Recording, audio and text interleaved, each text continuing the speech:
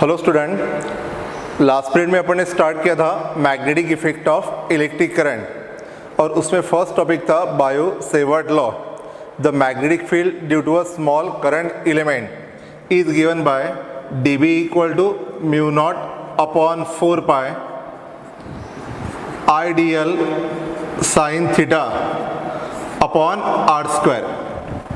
ये हो गया magnetic field due to a small current element. Then magnetic field due to a straight conductor carrying current B equal to mu naught upon 4 pi I upon A sin phi 1 plus sin phi 2 mu naught upon 4 pi I upon A sin phi 1 plus sin phi 2। उसके बाद देखा था magnetic field due to a infinitely long straight current carrying conductor B equal to mu naught upon 4 pi twice I upon A। magnetic field due to a infinitely long straight conductor carrying current mu naught upon 4 pi twice I upon A। उसके बाद देखा था अपन ने magnetic field at the center of circular coil carrying current, so B equal to mu naught NI upon twice A, where N be the number of turn and A be the radius of the coil। और उसके बाद देखा था magnetic field along the axis of current carrying circular coil at a distance r। यहाँ पे radius of coil है a। So magnetic field along the axis B equal to mu naught NI A square, mu naught NI A square upon twice r square plus a square raised to power 3/2। B is equal to mu naught NI A square upon twice R square plus A square raised to power 3/2। आज ये जो formulas है इसके ऊपर के कुछ numerical देखने वाले हैं। तो फर्स्ट न्यूमेरिकल है number 1, magnetic field at the centroid of A triangle of side L। Magnetic field at the centroid of A triangle of side L। तो यहाँ देखो ट्रायंगल है ABC जिसकी साइड है L और पूछा है magnetic field at the centroid. Okay, तो क्या करेंगे, सबसे पहले यहाँ सेंट्रॉइड से ये परपेंडिकुलर डिस्टेंस डालो। ये परपेंडिकुलर डिस्टेंस हुआ है A। अब इक्विलैटरल ट्रायंगल है तो ये एंगल कितना रहेगा 60 डिग्री, तो ये क्या रहेगा 30 डिग्री। अब सबसे पहले निकालेंगे perpendicular distance A from the centre of the wire BC। Okay, तो यहाँ देखो from figure tan 30 is equal to opposite side upon adjacent side. Opposite side है A और एडजेसेंट साइड है L/2। tan 30 equal to A upon L/2। ठीक है, अब यहाँ पे देखो tan 30 is equal to 1/√3। tan 30 is equal to 1/√3 is equal to A L/2। A L/2, तो यहाँ पे परपेंडिकुलर डिस्टेंस A इक्वल कितना हो जाएगा L/2 upon √3। So perpendicular distance L upon 2√3। Perpendicular distance हो जाएगा L अपॉन 2√3। अब देखो यहाँ सबसे पहले निकालेंगे magnetic field due to a straight conductor BC। Magnetic field due to a straight conductor BC। अब देखो यहाँ ये एंगल है 90 डिग्री, ये है 30 डिग्री, तो ये कितना हो जाएगा 60 और ये भी कितना हो जाएगा 60। तो phi1 और phi2 यहाँ पे कितने हो गए 60 डिग्री। phi1 और phi2 कितना हो गए 60 डिग्री। तो सबसे पहले निकालेंगे magnetic field due to a straight wire BC। Magnetic field due to a straight wire BC। Suppose current flow रहा है एंटी क्लॉकवाइज, तो यहाँ पे magnetic field at the centre क्या रहेगा परपेंडिकुलर एंड आउटवर्ड। तो देखो magnetic field due to BC, इसको B1 बोलो। Magnetic field due to segment BC, B1 equal to mu naught upon 4 pi mu naught upon 4 pi I upon A into bracket sine 60 plus sine 60। So यहाँ पे हो जाएगा mu naught upon 4 pi I upon A। Perpendicular distance A equal to कितना है L upon 2√3। L upon 2√3, ये 2√3 ऊपर जाएगा, sign 60 √3/2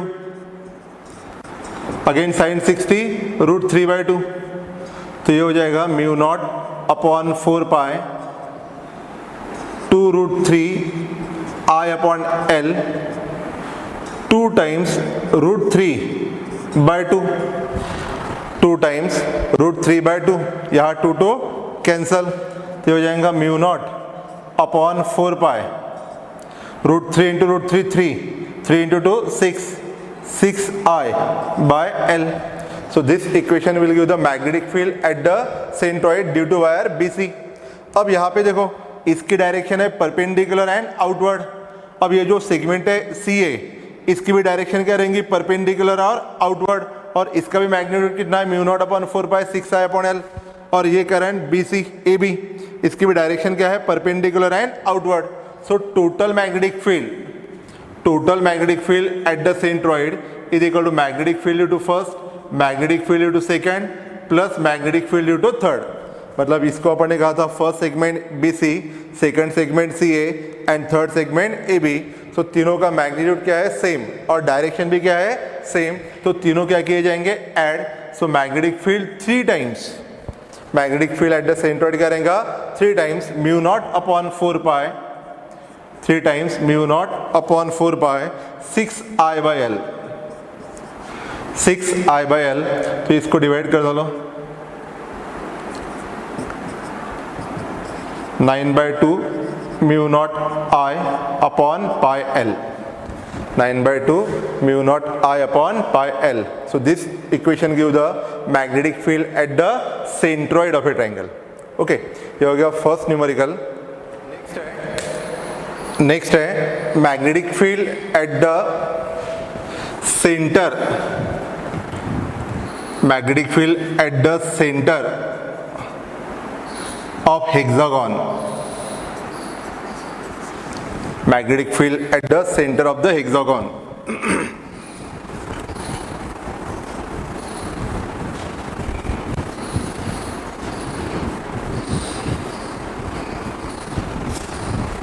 अब देखो यार,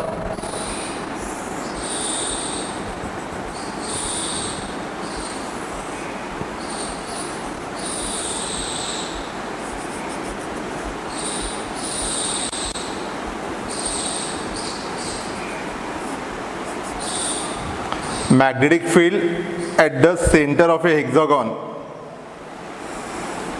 magnetic field at the center of a hexagon of side L.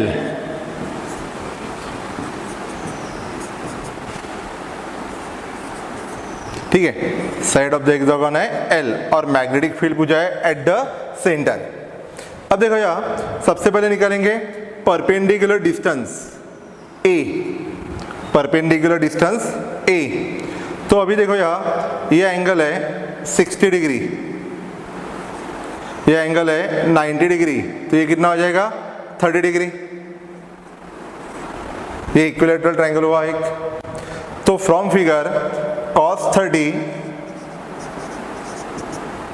30 equal to adjacent side upon hypotenuse, cos 30 equal to adjacent side upon hypotenuse. cos 30 root 3 by 2, cos 30 root 3 by 2. तो perpendicular distance A, perpendicular distance A equal to हो जाएगा root 3 by 2 L, root 3 by 2 L. यह हो गया perpendicular distance A. अब देखो यार, सबसे पहले निकालेंगे magnetic field due to the segment AB of the wire, magnetic field due to wire AB, और यहां से इसका परपेंडिकुलर डिस्टेंस है A. अब देखो फ्रॉम फिगर, ये दोनों एंगल φ1 और φ2 कितने हो जाएंगे, 30 डिग्री. φ1 और φ2 कितने हो जाएंगे, 30 डिग्री. तो देखो magnetic field due to wire AB, इसको B1 बोलेंगे. B1 equal to mu naught upon 4 pi I by A into sine 30 plus sine 30, mu naught upon 4 pi I by A sine 30 plus sine 30. यहाँ पे perpendicular distance A कितना है, root 3 L by 2. So mu naught upon 4 pi I by A root 3 L by 2, ये 2 पर जाएगा. Sine 30 1 by 2, sine 30 1 by 2. So mu naught upon 4 pi 2I upon root 3L. Mu naught upon 4 pi 2i upon root 3l 1/2 plus 1/2 2 times 1/2, ये 2 cancel. तो magnetic field due to segment A B हुआ है mu naught upon 4 pi 2i upon root 3l। अब देखो यहाँ current की direction है from A to B, current की डायरेक्शन है फ्रॉम ए टू बी, तो at this point magnetic field is perpendicular and outward, magnetic field is perpendicular and outward. Okay, ये हो गया magnetic field due to segment A B. अब उसी तरह magnetic field due to B C, perpendicular and outward magnitude same, magnetic field due to C D, perpendicular and outward, magnetic field due to D, magnetic field due to E F और F A, सभी की direction क्या रहेगी, perpendicular and outward. So total magnetic field is equal to 6 times 1 2 3 4 5 6 side है, तो total magnetic field equal to 6 times magnetic field due to wire A B which is equal to mu naught upon 4 pi 2i upon root 3l, so which is equal to 12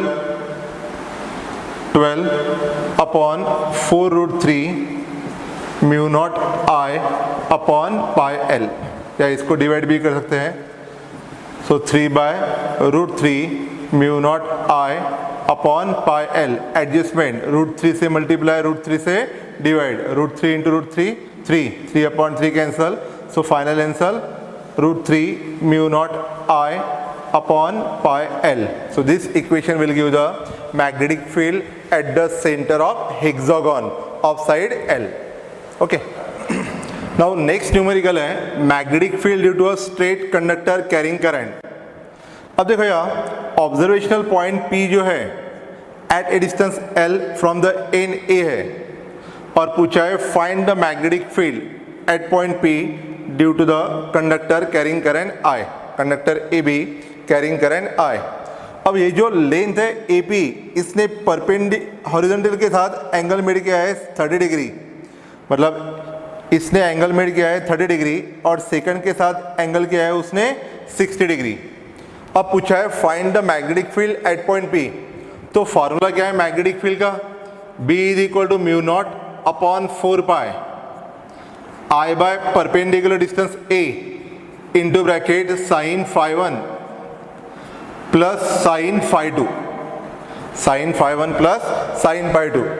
अब देखो यार सबसे important part क्या है, तो अपन ने इसका perpendicular distance जो है वो A लिया था और इसके नीचे मैंने लिखा था φ1 और इसके ऊपर लिखा था φ2, और इसके नीचे की वैल्यू क्या रहेंगी माइनस और ऊपर की वैल्यू क्या रहेगी प्लस। तो इंटीग्रेशन करते समय अपन ने लिखा था from minus φ1 to plus φ2।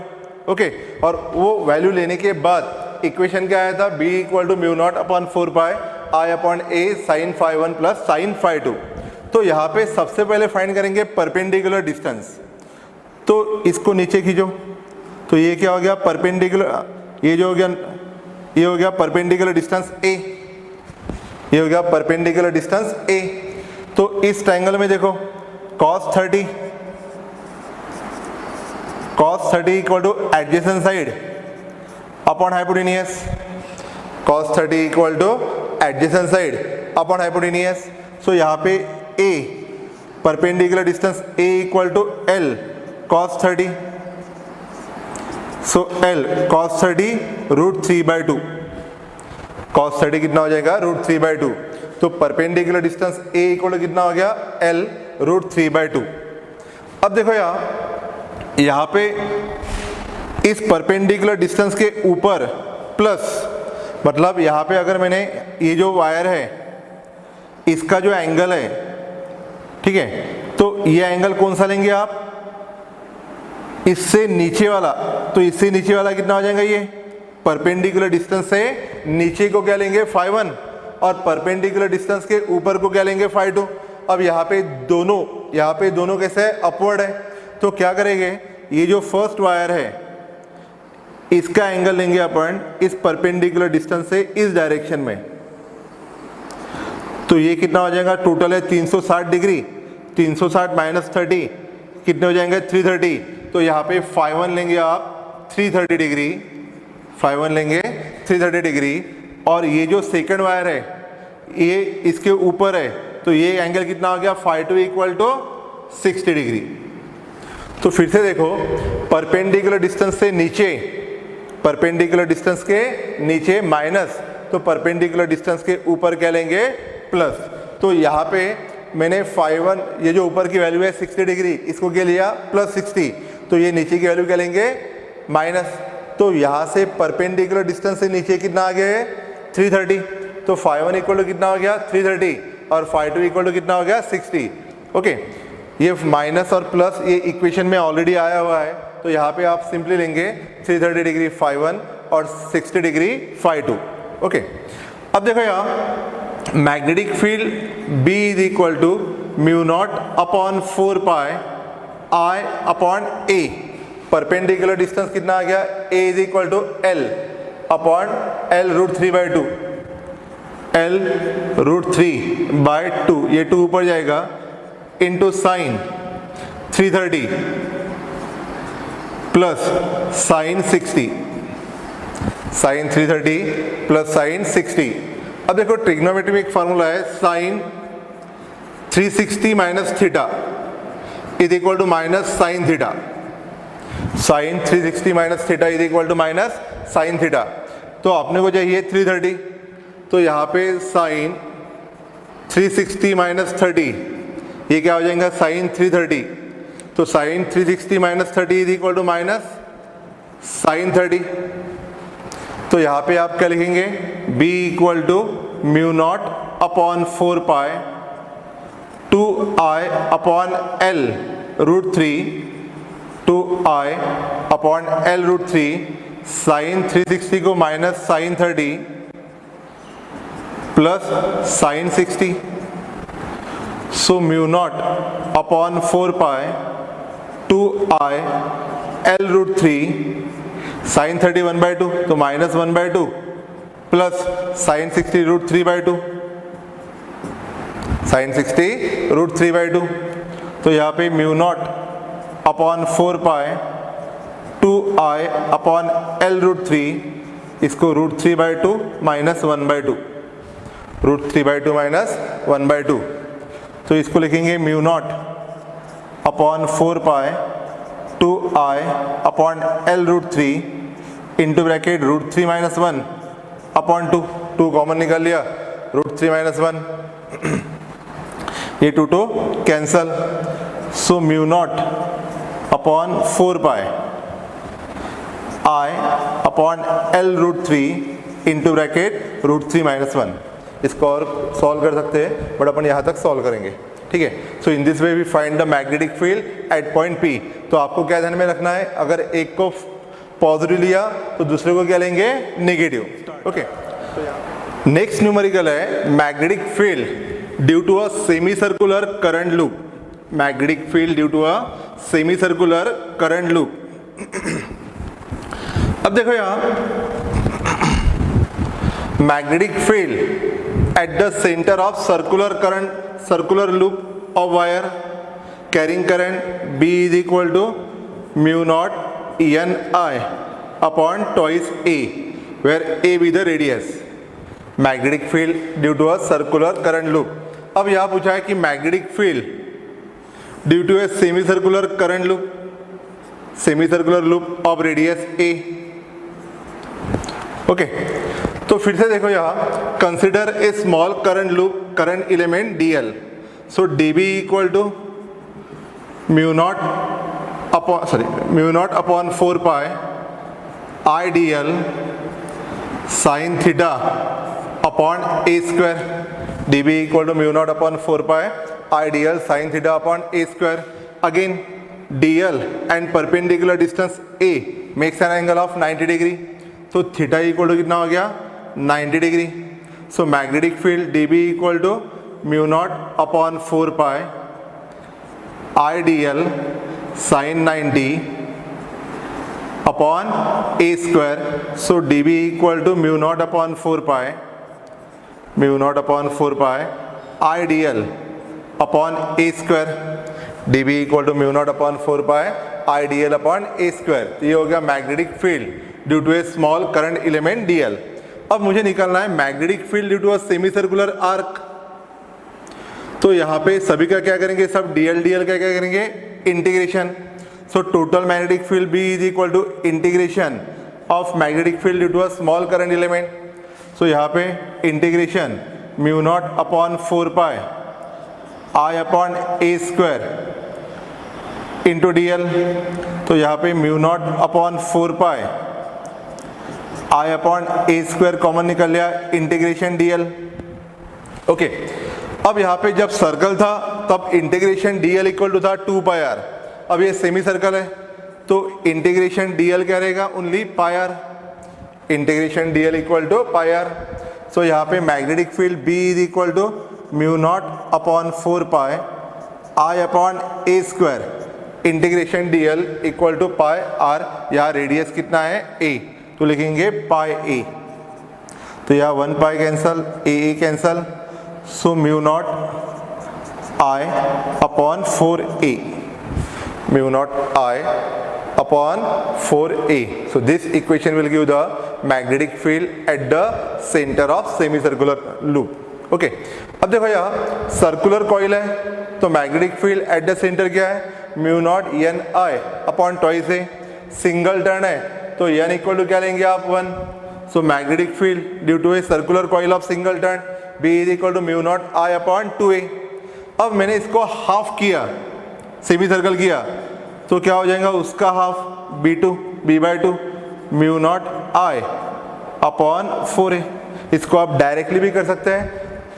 Circular coil के सेंटर में जो मैग्नेटिक फील्ड है तो सेमी सर्कल में क्या हो जाएगा, उसके हाफ, तो क्या हो जाएगा mu naught I upon 4a। कितना निकाला अपन ने, mu naught I upon 4a। Okay, अगर ऐसी डायग्राम है मैग्नेटिक फील्ड